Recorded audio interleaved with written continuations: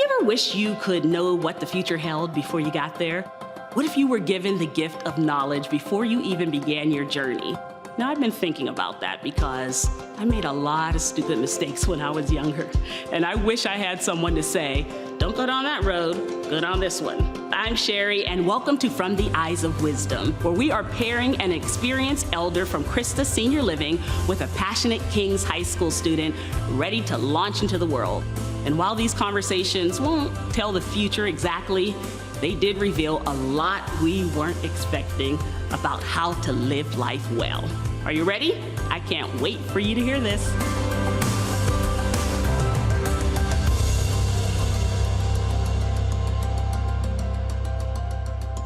Welcome to From the Eyes of Wisdom. I am Sherry Lynn. So grateful to be here. When we talk to people who have lived such rich lives, and then we talk to young people who are just starting out and hopefully get some wisdom. So Margarita is here with us. You have lived such a rich life. Thank you so much for being willing to talk to us a little bit. And then Nick is here, and you're just now launching out. And so you're going to get some wisdom from Margarita, and it's going to be great. So you want to be a storyteller. Is that fair to say that? Storyteller. Okay. Books, movies, whatever it is, just want to write. Yes. Okay. And Margarita, you've done a lot of stuff. We're going to get into it, but writing is one of the things you have done.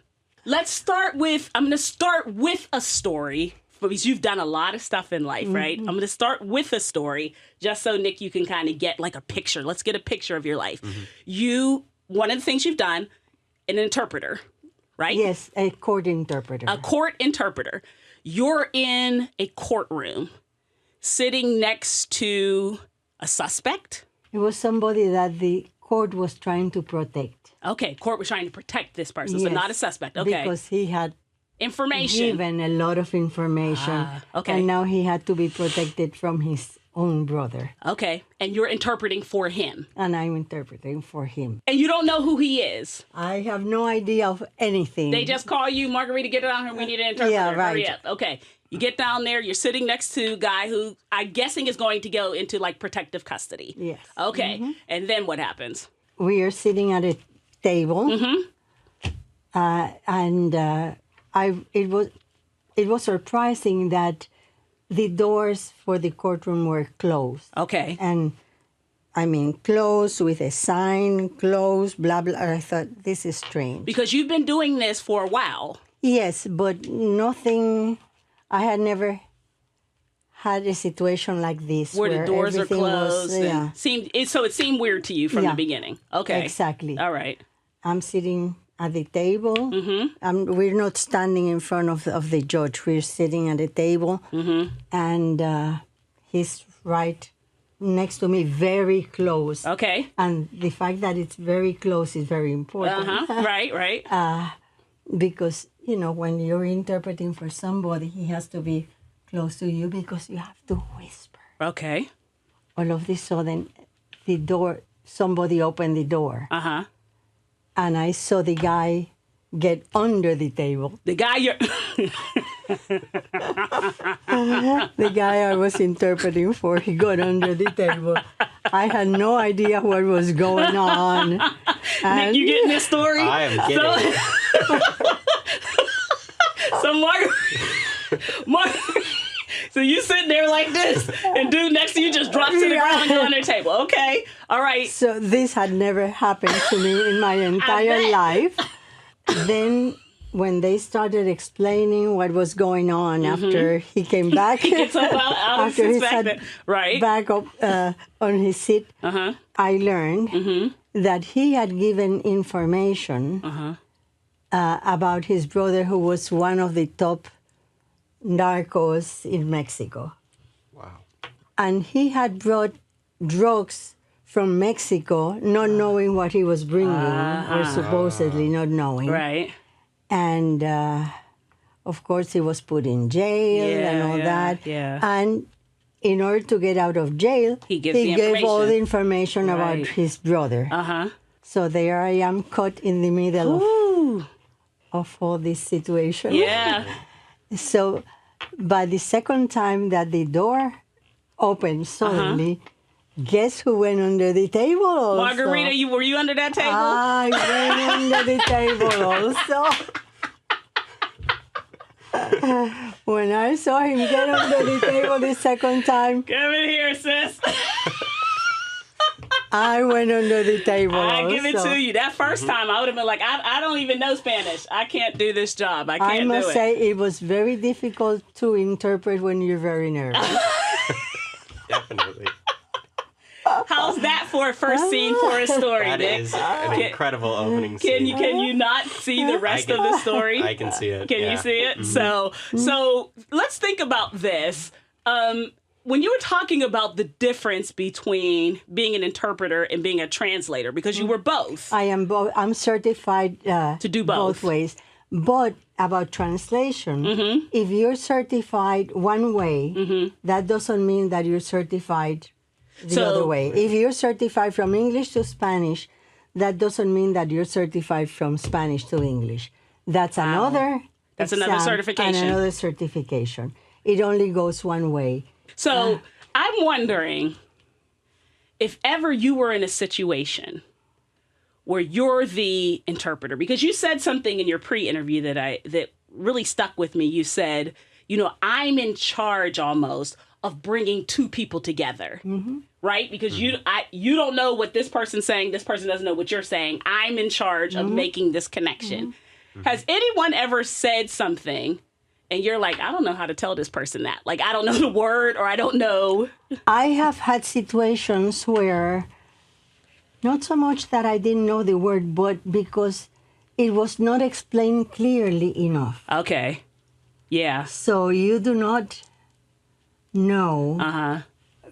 because of the situation is so strange. Yeah. Okay. Yeah. For example, it was a situation where the guy, he's from Mexico, and he is talking about the fact that he has taken all the furniture from his house because he's trying to move, and he's putting the furniture, I don't know whether it was in the driveway or on the sidewalk or this or that. Right. And he goes, the thing goes on, and fine, easy. Right. Nothing very special. Uh-huh. Then all of a sudden, the word for furniture in Spanish is mueble. Okay. Say it again. Mueble. Mueble. Mueble. Mueble. Mueble. Okay. Many people here in the States who really don't speak very good Spanish, and they have incorporated a lot of the English, they call it furnitura, which comes from furniture, but it's not a Spanish not the word. Right. But anyway, he's talking about bringing his furniture out, and then all of a sudden, he says that el mueble está en la calle. The furniture is in the... But the Mexicans call mueble to a car. A car is a mueble because it moves. Oh. So because the car moves, they call it mueble. Okay. But when you have been talking about furniture and then all of a sudden you have another mueble. Right. So mueble was car and furniture. Yeah, that is in the street. It's very confusing. Okay. So it was both the cars in the street and the furniture's in the street. Yeah, but when it happened, I didn't know that he was talking about one thing or the other. There was no way of knowing. It was shortly after that it became clear. So I had to raise my hand and tell the judge, we must clarify this. You do improv, right? Yes, I do. Okay. Now, I'm not going to put you on the spot. I've done improv, too. I mean, that's what I'm all about, being Putting put you on the spot? Yeah. Okay. We're in the courtroom. The courtroom. They're trying to explain what happened, all right? Yep. Let's say that let's put it in a case where it ended up in a fight, right? Okay. So what happened was they're explaining it was the car. How did this end up in a fight? So there was some confusion between what was actually stolen. Because furniture being stolen and a car being stolen are different things Right. entirely. Yeah. So if that gets changed, everyone is suddenly shocked and Right. like, wait, is this a car being stolen? This is a whole nother level. I mean, it's harder to steal the bed. It is. Running down the street with a couch instead of a car. Yeah. All right, look at what we did. We just wrote a little story together, right? So, okay, good. That's a good example. So, tell me about that's what I like is taking people's life stories and like expanding them. So, when you talk about wanting to write story, tell me what got you interested in story because I'm going to talk to you about. You said you got started writing late in life. Yes. But Nick is here early in life and he wants to write. Tell me what made you want to write. I feel like I've been exposed to like superheroes and cool movies and whatnot all throughout my life, right? And then I started getting these like story ideas just popping up in my head, kind of like popcorn all of a sudden. Yeah, yeah. And it's like, Popcorn. I want to, I like that. Yeah. and I want to do something with them, and I want to share them, so it's like more than just popcorn, and it can become actual full-fledged stories. Yeah. Whether that's books or movies, I don't really care at this point. I just want them out there in a physical big thing. Yeah. I love that. So that's what I'm going to ask you. You have popcorn in your head, right? Because that's how it starts, right? You start thinking, I have ideas. You started with ideas. You started late in life. You have ideas. How did you start thinking, I think I want to write? How did you get from that? I didn't think I want to. You just started writing. To begin with, writing is part of translation. Because translation is written. Okay. So translation is something that I did fully. I mean, you have no idea to what extent. It's important to make that distinction, too, because when you made that distinction in your pre-interview, that was very interesting, that interpretation is spoken. Yes.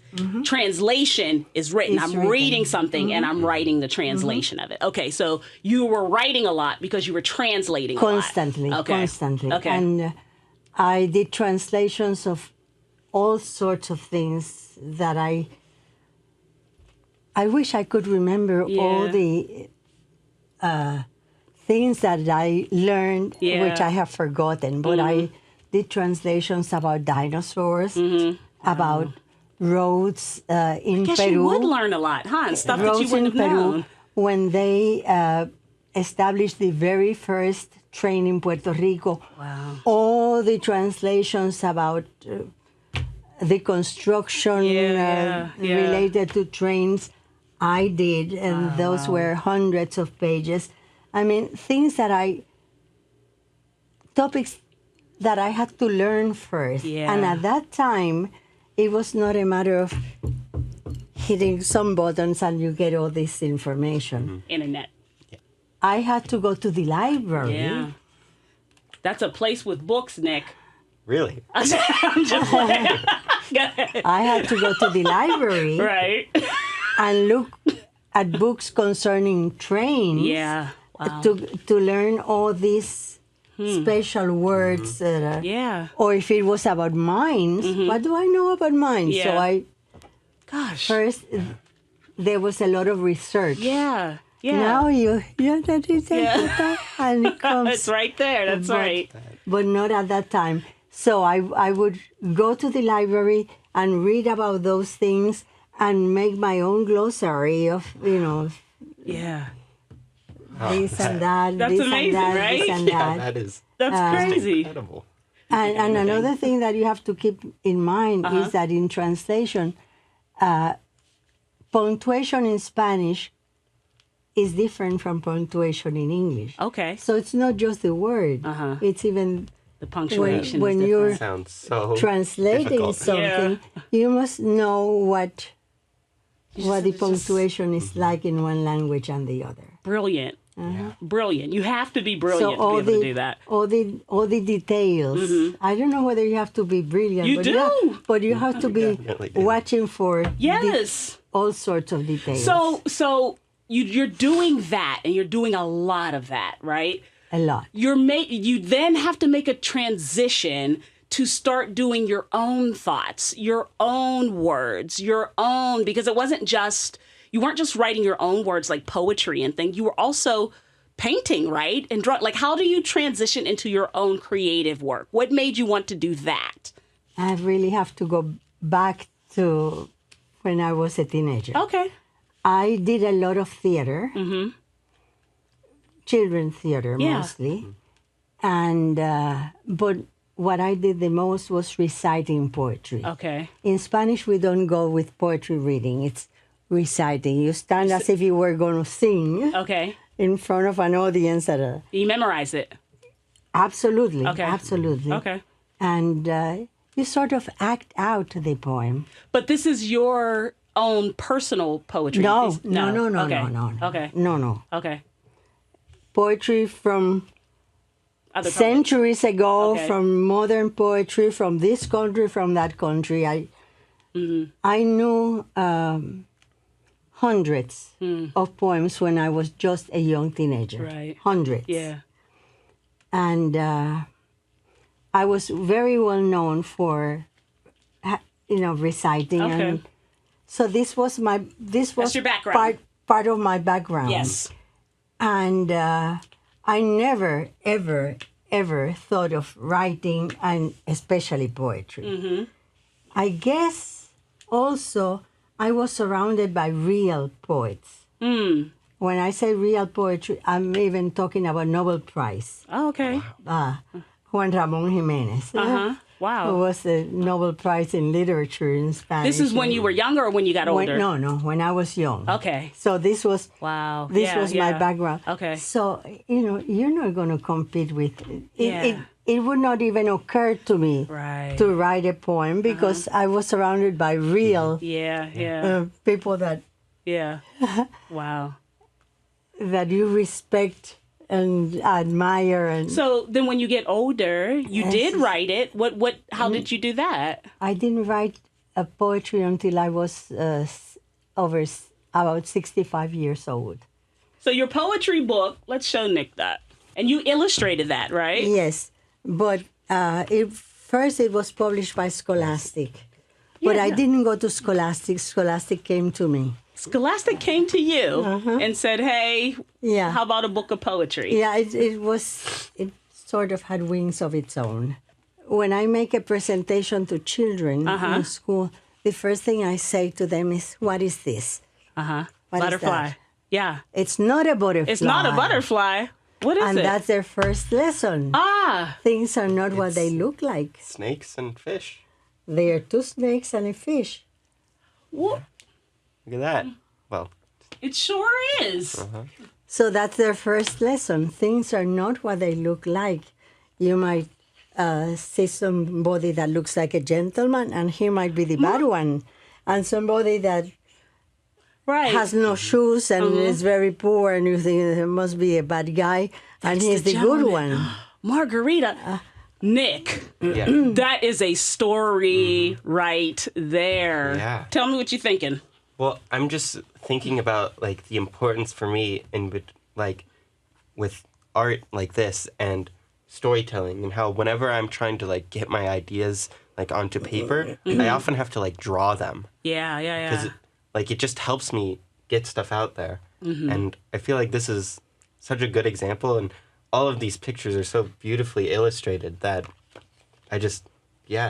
the poems that you're able to tell with them, I think are just so much more enhanced Yeah. because you have that Yeah, beautiful some picture. of the poems are very short, but others are long. But Yeah. they all are like fables. They Yeah. all teach something. I also think one really amazing point to get from your life, Margarita, when I was listening, seeing all that you did, that I think is important, Nick, as a creative, speaking as a creative myself, is that when you are a creative, someone said this to me one time, and you are a perfect example of this, from all of this. How do you know you're a creative? Someone said to me, and I was like, how? And they said, you create. That's how you know you're creative. So make the thing. Look, This is how you do it. It doesn't matter. A lot of times I think young people want someone to, well, do I have the money to make the movie? Is someone going to publish my book? Is someone going to do this? Can someone do that? Make the thing. Make the thing. Make the thing. Yeah. If it's in you, make the thing. Like, look at you want to have a life when you're 80, whatever. Yeah, I think it's important to be able to step back with a life well lived and just have things that you made. Yeah. You know what I mean? Things like, look, this is the stuff that I made because I'm a creative. Like, I just think that's just amazing stuff. Do you have any other questions for Margarita? So when you first wanted to start like making this and putting it out there, how did you take your first step? Like, I have an idea of the end goal, but like, how did you do it? Well, in 1999, at the end of the year, I had never written anything, you know, of your own, of my own, other than things that I had to write when I was in college or something like that. But at the end of the year, in 5 days, I wrote about 112 poems. Why? I could not stop writing. Really? I would be driving the car, and I would have to stop the car to write. It was just coming to you. It was just coming to me. It was just coming to me. Some were short and nonsense. That's why my first poem here in my book is flying poems. Will you read it for us? Because I felt that they were, what I was getting were flying poems. They were coming to me. They were flying to you. Will you, in fact, will you give it to him? Will you read it? Yeah. Poemas que van volando buscando donde posar. Algunos tiran caquitas y otros granitos de sal. Poems flying up in space, looking for a landing spot. Some pass by, just dripping poo. Others, dabs of golden spice. So that's how they came to me, you know. Yeah. Some were short and no good or whatever. And others were long and meaningful and this. So these were just some They just came to you. So I just wrote them and left them there. So how do they get there to there? Because my husband kept bugging me. And bugging me. And bugging me. And bugging me. You have to do something about those poems. You have to do something about those poems. So to keep him quiet. I figured, okay, I'll do. Yeah. But I had poems of all sorts of things. So then I figured I'd take those that have to do with, some of those that have to do with animals and put them here. Okay. Then I sort of divided them in... Categories. Yeah. Okay. I had never translated poetry. I had done translations of all sorts of things. You mentioned them. Right. Including 15th century literature. Wow. That was the most difficult job I ever done. I can't even imagine. And, I can't even read those things in English. Let alone translate them to another language. When it's your own poetry, you can do whatever you want. Yeah, right. So I didn't have to go. Right. Because what was your meaning. It's your meaning. What was important to me was the meaning. Right. Yes. Yeah. And the feeling. Yeah. So it's more than a translation. It's a version in English. Right. And then I thought, oh my God. So, okay, sounds pretty good, the selection and this and that. But I need an illustrator. But to begin with, I could not pay for an illustrator. Right. Yeah. So guess who illustrated it? Yes. I have painted since I was a young teenager. But I had never done anything like cartoonish or It's you. Would, even in watercolor. I had never worked in. you would never know that by your illustrations. Not in. Yeah. Yeah. In These are water, incredible. I did oil and acrylics, but not water. But Yeah. somebody had to do it. Yeah. So I did it. Yeah. That again, this to me is the true definition of a creative. Is that you are making it. You're not waiting for someone to, well, I don't have an illustrator, so it can't be done. No, Yeah. I do it. I don't have someone to translate it, so I guess it just can't. No, I'll translate it. It's my meaning. Like, it drives you. When you're a true creative, well, who's going to read it? No one's going to read. No, it doesn't matter. I have to make it. And I think for creatives, you're just a maker of things. I have to make it. If not one single solitary person reads it, right? I had to make it. Like, that's what the book that you and your husband wrote. You had to make it. Was your husband a creative? Oh, my husband was a psychologist. He was a but psychologist. He was very creative. He was very creative. And as So- I said, the cartoons here are his. Right. Yeah. And so you're making things, and it's not always for mass consumption. Yeah. Right? It's not always so, everybody can come to the theaters or everyone, New York Times bestseller. Actually, I think sometimes it works better if it's for you Why? because you're more demanding. I love You're that. more demanding. Oh my gosh. People, they could be polite and Yeah. say, "Oh, that's how nice, how nice," and this and that. But if you don't like it, you don't say to yourself, "That's nice." Yeah. You say, You are absolutely right. That is good. I'm going to tell you to give him a piece of advice to write down. But I'm going to write that down for you. It's better if it's for you. All right. But then you know how it went. It had wings of its own. This book? It had wings of its own. I finished, and I was still finishing the drawings when my husband got a phone call from a friend in Santa Fe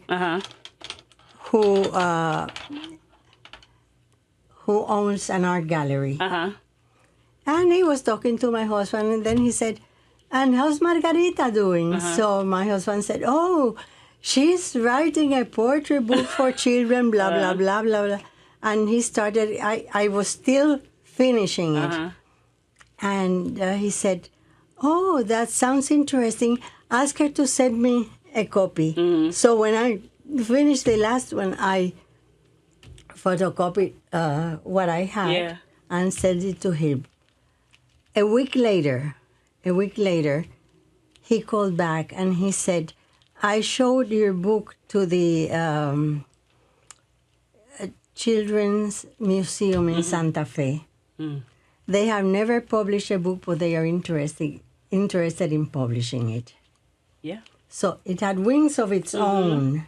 I think that happens when you do it. Just do it. Yeah, you just got to So get that smart. I think that in you can get inside your own head and you want it to be perfect.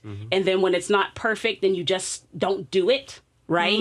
And then when you don't do it, the Children's Museum can't call you because it's not done. But if you just do it, it gets wings of its own, right? But other things happened.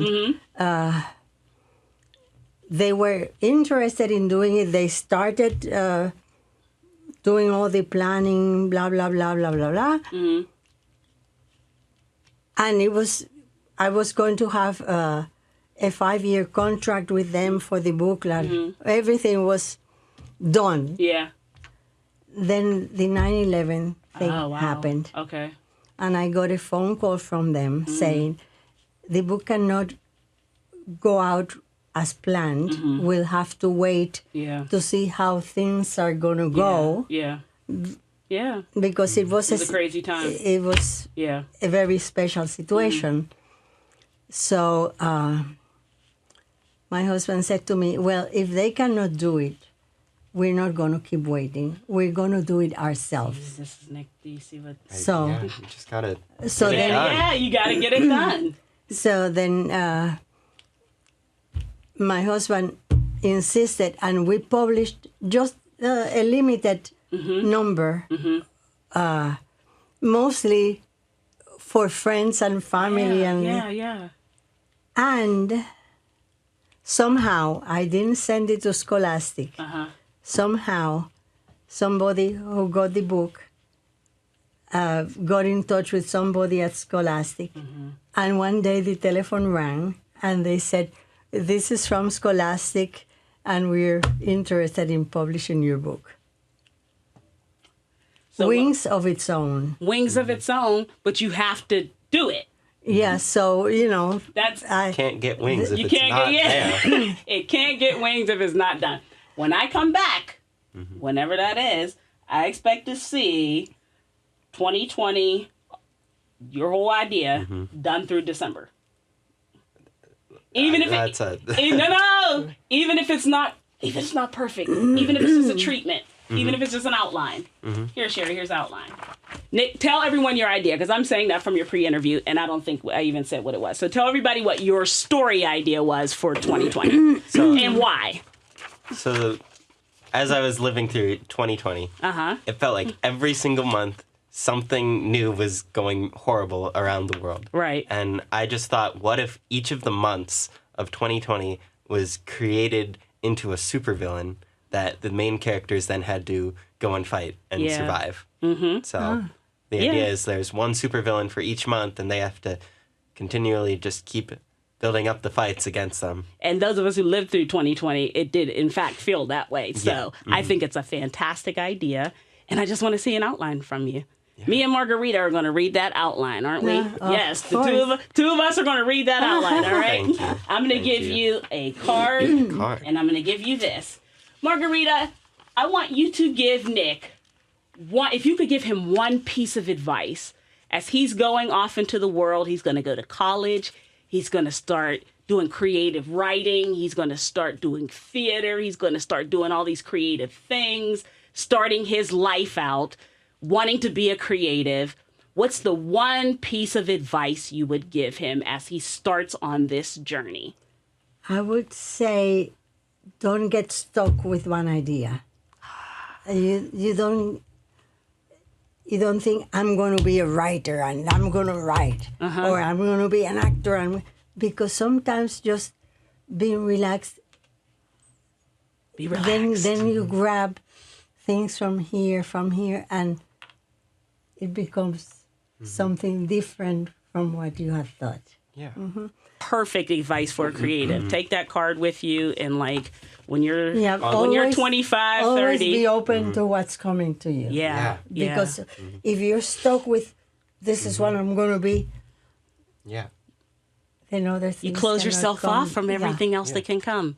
Nick, I hope you had a lot of information and wisdom that you got from Margarita. That was great. Good. Margarita, thank you so much. And everybody, thank you for joining us for From the Eyes of Wisdom. It was fun. It was fun? Good. I'm glad. We'll see you next episode. It's part of those things that come to me. Good. See, it just came to you, right?